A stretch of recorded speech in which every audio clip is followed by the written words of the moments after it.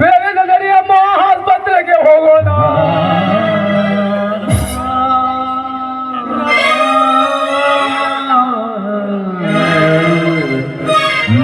ಪ್ರಶಾಂತ್, ನಿನ್ನ ಅತ್ತಿಗೆ ಹೃದಯಾಘಾತ ಸಂಭವಿಸಿದೆ.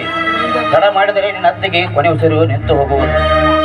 ಅವಳ ಜೀವ ಉಳಿಸುವುದು ನಿನ್ನ ಕೈಯಲ್ಲಿದೆ. ಮಲಗಿರುವ ನಿನ್ನ ಅತ್ತಿಗೆ ಬಾಯಿಗೆ ನಿನ್ನ ಬಾಯಿಯಿಂದ ವೇಗವಾಗಿ ಗಾಳಿಯನ್ನು ಹಾಕು. ಪ್ರಶಾಂತ್, ಯೋಚನೆ ಮಾಡಲು ಸಮಯವಿಲ್ಲ. ತಾಯಿ ಅಂತಿರುವ ನನ್ನ ಅತ್ತಿಗೆ ಉಳಿಸಬೇಕಾದ ಇದೇ ಒಂದು ಸರಿಯಾದ ಉಪಾಯ.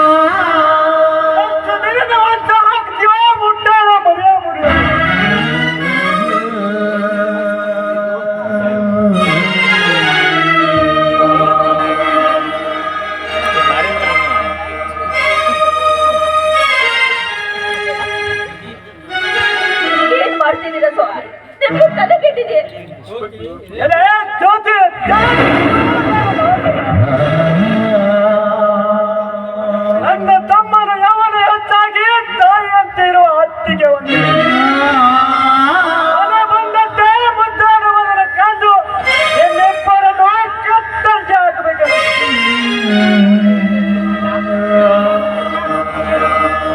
ಅಣ್ಣ, ಮಾತು ಹಿಡಿತಿಲ್ಲದೆ ಇರಲಿ.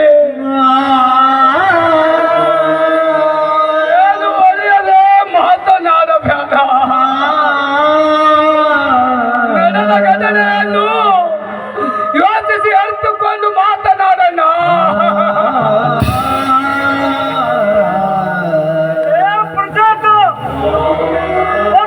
ಕಂಡರು ಪರಮಾರಿಸಿ ನೋಡಬೇಕು.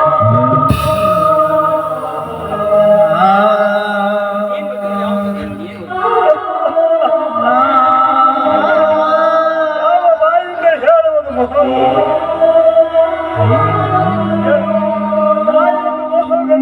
ಯಾವ ಬಾಯಿಂದ ಹೇಳುವುದು? ಪಾಪಿ, ಎಷ್ಟು ದಿನದ ವಂಶ ಆಸ್ತಿವ ಮುಟ್ಟಾಳ ಮರಿಯ ಮುರಿಯ.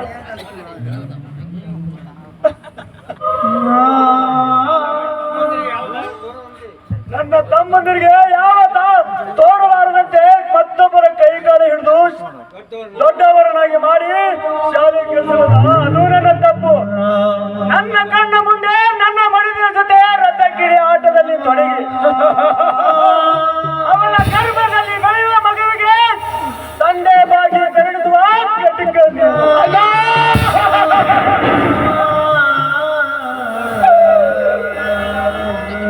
ಅಲೋ, ಇಂಥ ಕಾಗ ಬುದ್ಧಿ ನಿನ್ನ ಮನದಲ್ಲಿ ಹೇಗೆ ಮೂಡಿತನ? ಇಷ್ಟೇನಾ ನೀನು ನನ್ನ ಅರ್ಥ ಮಾಡಿಕೊಂಡಿರುವುದು? ತಾಯಿ ಜೊತೆ ಮಕ್ಕಳು ಎಂದಾದರೂ ಸರಿಸಾಡುವುದು ಉಂಟೆ?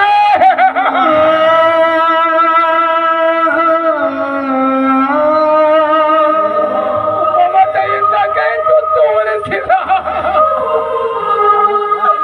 ನಿನ್ನ ತಮ್ಮನ ಮೇಲಿರುವ ಪ್ರೀತಿ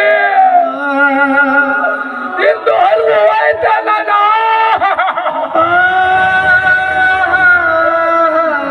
ಶಾಲಿಕೋರರ ಮಾತು ಕೇಳದಿಂದಲೇ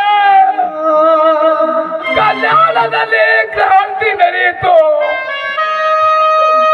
ಶಾಲಿಕೋರರ ಮಾತು ಕೇಳದಿಂದಲೇ ಸಂಗೊಳ್ಳಿ ರಾಯನಿಗೆ ಮೋಸವಾಯಿತು.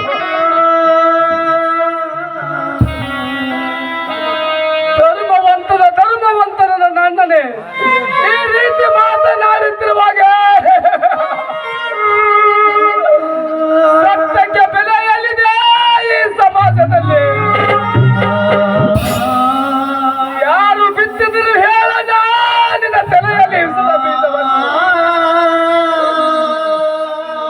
ಮಾತಿನಿಂದ ಮನವನ್ನು ಘಾಸಿಗೊಳಿಸುವುದಕ್ಕಿಂತ ಪ್ರದಕ್ಷ ಕಂಡರೂ ಪ್ರಮಾಣಿಸಿ ನೋಡುವೆಂದು ಈ ಊರಿನ ಹಿರಿಯರು ಹೇಳಿಲ್ಲವೇ?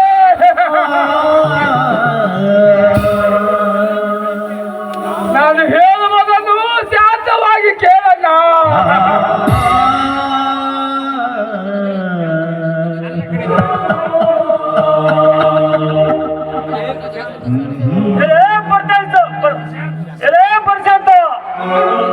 ನನ್ನ ಕಣ್ಣ ಮುಂದೆ ನನ್ನ ಮಡಿದ ಜೊತೆ ನರ್ತಕಿ ಆಟದಲ್ಲಿ ತೊಡಗಿ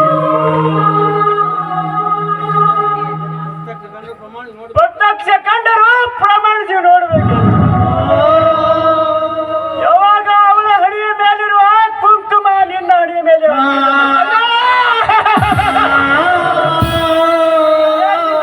ಮತ್ತೇನು ಉಳಿದಿದೆ?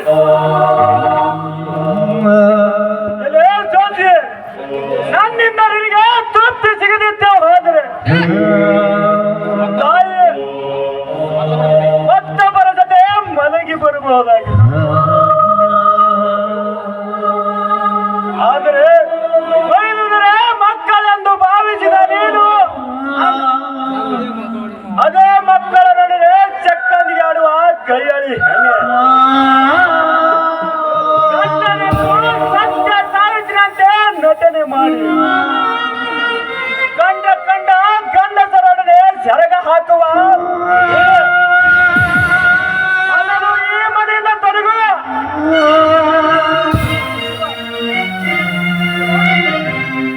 ನಾನು ಯಾವ ತಪ್ಪು ಮಾಡಿದ್ದೀನಂತ ಈ ರೀತಿ ಮಾತಾಡ್ತಿದ್ದೀರಾ ಸ್ವಾಮಿ? ಬಾಯಿ ಬಂದಾಗೆ ವಿಷಯ ಗೊತ್ತಿಲ್ಲದೆ ಮಾತಾಡ್ಬೇಡಿ ಸ್ವಾಮಿ.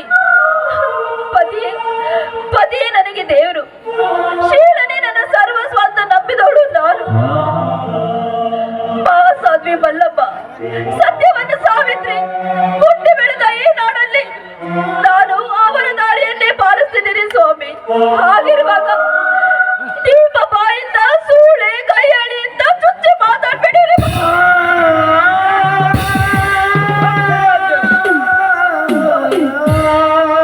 ನಿಮ್ಮ ಬಾಯಿಂದ ಇಂಥ ಶಬ್ದವೇ, ಇದನ್ನು ಕೇಳುವುದಕ್ಕಿಂತ ನನ್ನ ಸಾಯಿಸ್ಬಿಡಿ. ನಾನು ಗೊತ್ತಾಯಿದೆ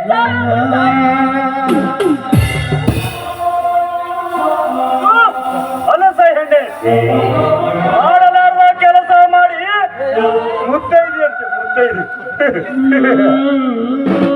ಮನೆಯ ಮೇಲಿರುವ ಕುಂಕುಮ, ಮೂಗಿನಲ್ಲಿರುವ ಮೂಗಟ್ಟಿ, ಕೈಯಲ್ಲಿರುವ ಬಳೆ, ಕಾಲಲ್ಲಿರುವ ಕಾಲುಂಗ್ರ, ಮೇಲಾಗಿ ಹಂತ ಕಷ್ಟಗಳ ಬರಲಿ ಸಾಮಾನ್ಯ ಅಂತ ಸಹಿಸಿಕೊಂಡು ಹೋಗುವ ಹೊರಳಿನಲ್ಲಿರುವ ಕೋಲಿಸುತ್ತಿರುವ ತಾಳಿಯ ಬೆಲೆಗೆ ನಿನಗೆ ಗೊತ್ತಿದೆ. ನಮ್ಮ ಮನೆತನ ಮರ್ಯಾದೆ ತೆಗೆತಿರಲ್ಲ ಜಾರಣಿ ಮನೆಯಿಂದ ತೊಲಗು.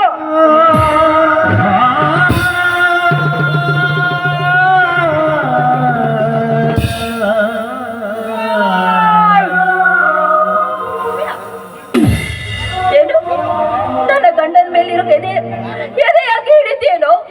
ನೋಡು, ಅವ್ರು ನನ್ನ ದೇವರು, ಅವ್ರಿಗೆ ನನ್ನ ಒಡೆಯೋ ಅಧಿಕಾರನೂ ಇದೆ. ತಪ್ಪು ಮಾಡಿದ್ರೆ ನನ್ನ ಕೊಚ್ಚಿ ಹಾಕೋ ಅಧಿಕಾರನೂ ಇದೆ. ಆದ್ರೆ ಅವ್ರ ಎದೆ ಮೇಲಿರೋ ಅಂಗಿ ಹಿಡಿಯೋ ಅಧಿಕಾರ ನಿನಗಿದೆಯೇನೋ?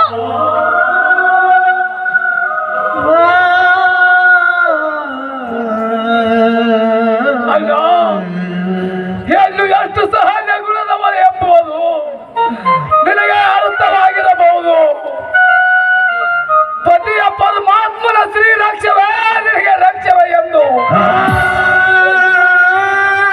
ಅರಿತು ಬಾಳುವ ನಿನ್ನ ಮನದಿಗೆ ಮನ ಬಂದಂತೂ ಮಾತಾಡ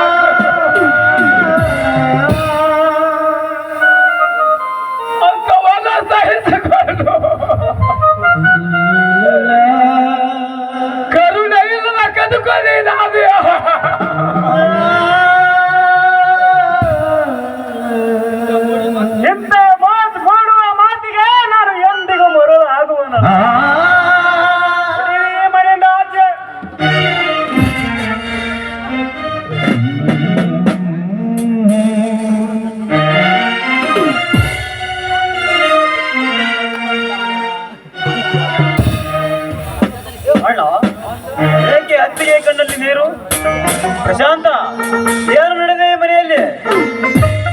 ರೀ, ಕಣ್ಣಿಗೆ ಕಂಡ್ರು ಕಾಣದ ಹಾಗೆ ನಿಂತ್ರು ಇವ್ರನ್ನು ಕೇಳಿದ್ರೆ ಇವ್ರು ಏನ್ ಹೇಳ್ತಾರೆ ಉತ್ತರ ನೋಡಿ. ಇದಕ್ಕೆ ನನ್ನನ್ನು ಕೇಳಿ ನಾನು ಹೇಳ್ತೀನಿ ನಿಮಗೆ. ಅಲ್ಲ, ಈ ನಿಮ್ಮ ಅತ್ತಿಗೆ ಇಷ್ಟು ದಿನ ಮೈದನಂದ್ರೆ ನನ್ನ ಹೊಟ್ಟೆಲಿ ಹುಟ್ಟಿದ ಮಕ್ಕಳಿಗಿಂತ ಹೆಚ್ಚು ಅಂತ ಭಾಷಣ ಹೇಳ್ತಾ ಇದ್ರು. ಆದ್ರೆ ಇಂದು ಅದೇ ಮೈದನ ಜೊತೆ ಒಳಗಡೆ ಚಕ್ಕಂತ ಮಾಡ್ತಾ ಇದ್ರು.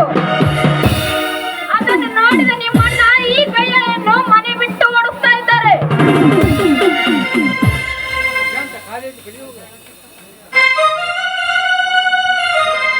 ಕಾಲಿಯದು ಕಲಿಯಾಗ ಮತ್ತೊಬ್ಬರು ತಂಗಿಯಲ್ಲಿ ಬಿಗಿದಪ್ಪಿ ತೀರದ ಮೇಲೆ ನನ್ನನ್ನ ಮನಸ್ಸಿಯಾಗಿ ಬಂದ ನೀನು. ನಿನ್ನಿಂದ ಉಪದೇಶ ಬೇಕಾಗಿಲ್ಲ. ಕತ್ತಿಗೆಲ್ಲ ಗೊತ್ತು ಕಸ್ತೂರಿ ಬಲೆ. ಪ್ರಶಾಂತ್, ಮಾತು ಹಿಡಿತದಲ್ಲಿರಲಿ. ನನ್ನ ಹೆಂಡತಿಗೆ ಅವಳುಗಳನ್ನು ಮಾತನಾಡಿದರೆ ಮೈ ಚರ್ಮ ಸುಲಿಯಬೇಕಾಗುತ್ತದೆ. ಎಚ್ಚರ ಮಗನೇ. ಪ್ರಶಾಂತ, ಮೈ ಚರ್ಮ ಸುಲಿಯೋಕೆ ಎಂದಿಗೂ ಸಾಧ್ಯವಿಲ್ಲ. ನನ್ನ ಮೈದುನ ಸತ್ಯಕ್ಕಾಗಿ ಹೋರಾಡೋ ಹುಲಿ. ಕಾಲು ಕೆದರಿದರೆ ಹೆಬ್ಬುಲಿ ಇದ್ದಾಗೆ. ಥು, ಹೆಂಡತಿಯ ಮಾತು ಕೇಳಿ ಒಡ ಹುಟ್ಟಿದ ತಪ್ಪನಿಗೆ ಎಚ್ಚರಿಕೆಯಿಂದ ಎಚ್ಚರಿಕೆ ಹೇಳು. ನೀನು ಸುಟ್ಟು ಭಸ್ಮವಾಗುವುದನ್ನು ಕಂಡೆನ. ಸಾಕು, ಬಾಯಿ ಮುಚ್ಚೆ ಕೈಯಾಳಿ. ಕಟ್ಟಿಕೊಂಡ ಗಂಡನೆದುರು ಮಿಂಡನ ಪರಾಕ್ರಮ ಹೊಗಳಲು ನಾಚಿಕೆ ಆಗಲೇ ನಿನ್ನ ಕಾಲು ಜಾರೋ ಮುನ್ನ ಎಲ್ಲಿ ಹೋಗಿತ್ತು ಈ ನಿನ್ನ ಯೋಚನೆ? ಮಾಡಿಕೊಂಡ ಗಂಡ ಜೊತೆಯಲ್ಲಿರುವಾಗಲೇ ಮಿಂಡನ ಜೊತೆ ಚಕ್ಕಂದ ಮಾಡಿ ಕತ್ತಿಯಂತೆ ಸೋಗು ಹಾಕೊಂಡು ತಿರುಗುವ ಸೂಳೆ ನೀನು. ನೋಡಿ ಮಾವ, ಇನ್ ಮುಂದೆ ಈ ಮನೆಯಲ್ಲಿ ಒಂದು ಡಿಸೈಡ್ ಆಗ್ಬೇಕು. ಗಂಡನನ್ನು ಬಿಟ್ಟು ಮಿಂಡನ ಜೊತೆ ಇವಳಿ ಮನೆಯಲ್ಲಿ ಇರ್ಬೇಕು, ಇಲ್ಲ ನನ್ನ ಗಂಡನ ಜೊತೆ ನಾನು ಸಂಸಾರ ಮಾಡಬೇಕು. ಕರತಿಯು ಹಾಗೆ ಸೂಳೆ ಒಂದೇ ಮನೆಯಲ್ಲಿ ಇರಲು ಸಾಧ್ಯವಿಲ್ಲ ಮಾವ, ಸಾಧ್ಯವಿಲ್ಲ.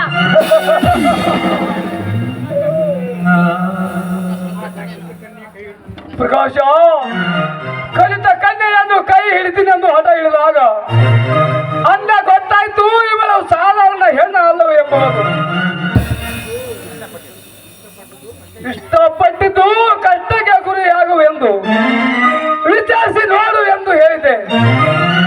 ಅಂದ ನಾನು ಅಪರಾಧಿ ಬಿಟ್ಟು ಮನೆ ಬಿಟ್ಟು ಹೊರ ಹೋಗುವಾಗ ವಿಚಾರಿಸಿ ನೋಡು ಎಂದು ಹೇಳಿದೆ. ನೆನಪಿನಲ್ಲಿಟ್ಟುಕೋ.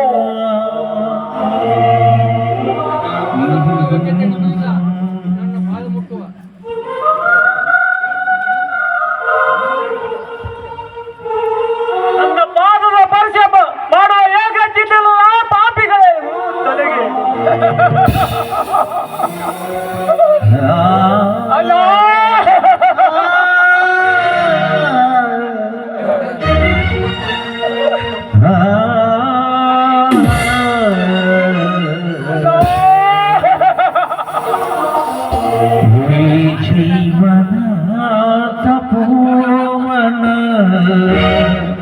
ಆನಂದದ ನಿವೇಶನ ಜೀವನ ಆನಂದದ ನಿವೇಶನ ಮನದಲ್ಲಿ ಫಲವೀತದೆ.